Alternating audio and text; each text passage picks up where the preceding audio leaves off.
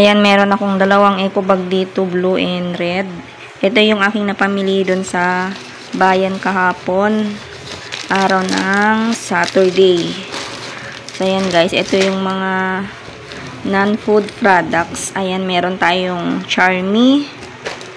Tapos yung school supplies. Kasi hindi ako nakapamili dun sa Divisoria ng ganito. Kasi yung aking dalahin pag mabigat na, mahirapan na ako. Kaya dito na lang sa bayan ako bumili.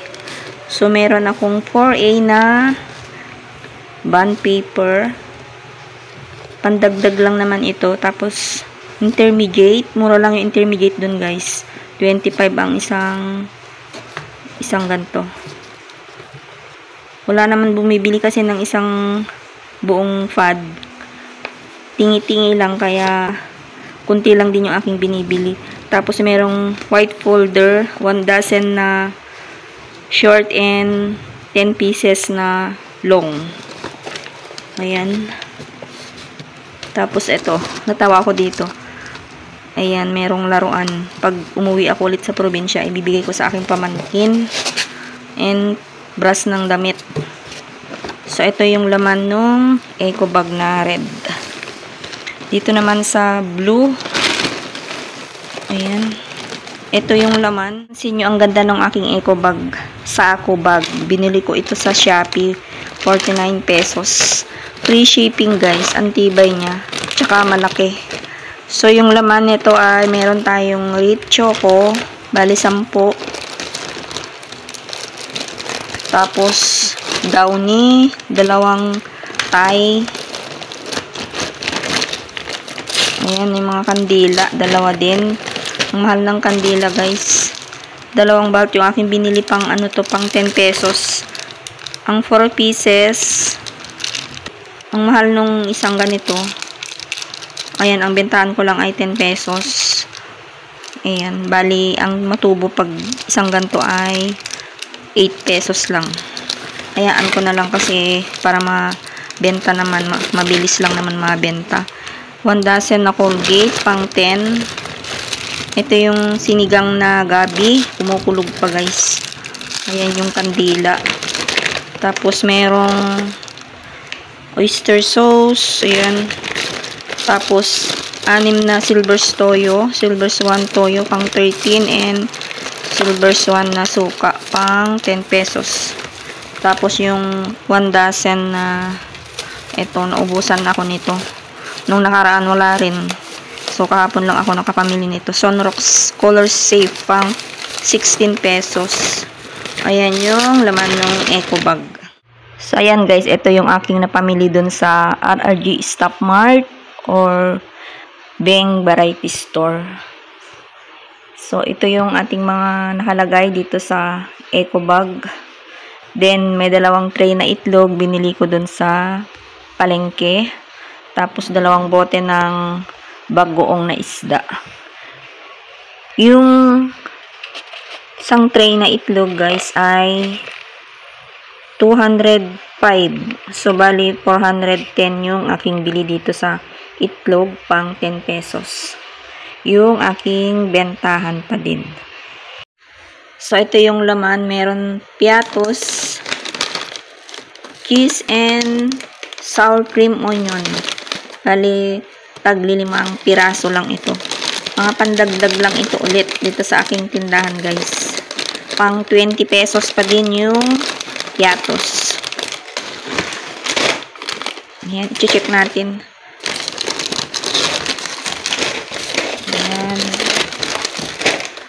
Meron din akong gamot na binili dun sa Kasiglahan Pharmacy, Diatab, saka Alaxan FR.